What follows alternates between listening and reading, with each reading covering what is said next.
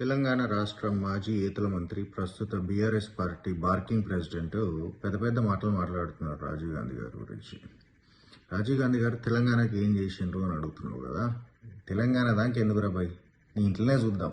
Form హౌస్లో మీ నాయన వండుకొని ఉంటాడు, పోయి నాయన నీ రాజకీయ వనమాలు ఎడదిద్దినావు అని అడుగు. దౌడపంటే ఒకటి బైరవీకి చెప్తాడు, బిడ్డ నేను యూత్ కాంగ్రెస్లో జాయిన్ అయినా, రాజీవ్ గాంధీ గారి పిలుపు మేరకు యువత రాజకీయాలకు రావాలంటే గాని నుంచే వనమాలు దిద్దినా, ఇలా గింత పెద్ద అయినా అని ముచ్చట చెప్తాడు.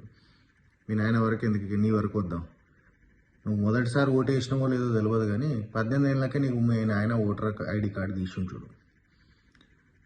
ఓటర్ ఏజ్ని 18 ఏళ్ళకు కుదించి యువత రాజకీయాల్లో యాక్టివ్గా పార్టిసిపేట్ చేయాలని ఆ ఏజ్ని కిందికి దించింది రాజీవ్ గాంధీ గారు. నీ ఓటర్ ఐడి భిక్ష, 18 ఏళ్లకు రాజీవ్ గాంధీ గారి భిక్ష. ఇక నువ్వు మీ నాయన అధికారంలోకి రాగానే నువ్వు అడ్డమైన మినిస్ట్రీలన్నీ తీసుకొని ఈతల మంత్రిగా చిరకాలం నిలిచిపోయినావు కదా తెలంగాణ చరిత్రలో. అందులో ఒక మినిస్ట్రీ పంచాయతీరాజ్ మినిస్ట్రీ.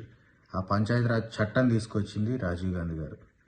ఇక నీ ఫేవరెట్ ఐటీ మినిస్ట్రీ. ఇవాళ కంప్యూటర్ ఎవరైనా యూజ్ చేస్తున్నారు, దానికి ఇంటర్నెట్ ఏ నుంచి వస్తుంది అంటే టెలికాం రెవల్యూషన్ తీసుకొచ్చి ఇండియాను rest of the world connect చేసింది రాజీవ్ గాంధీ గారు.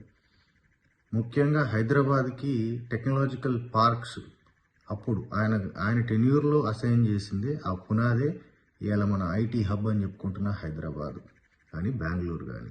నువ్వు అంత పెద్ద మనిషిని పట్టుకొని విగ్రహాన్ని తీసేస్తా అంటావు. ముట్టుకో బిడ్డ, నువ్వు విగ్రహాన్ని అయితే ముట్టుకో. మేము గాంధీవాదులం, వీ లైక్ పీస్, శాంతి మాకు ఇంపార్టెంట్. కాకపోతే మా పార్టీలో సుభాష్ చంద్రబోస్ గారు కూడా ఉన్నారు, మా పార్టీ ప్రెసిడెంట్గా చేశారు. ఆయనను కూడా అభిమానించేటోళ్ళు చాలా మంది ఉన్నారు. మరి జర పైలం పెద్ద పెద్ద మాటలు మాట్లాడకు. ప్రతిపక్షంలో కొంచెం ఆచితూచి మాట్లాడు. నిన్న ఆయన అడిగేమన్నా డౌట్లు ఉంటే రాజీవ్ గాంధీ గురించి మంచిగా చెప్తాడు.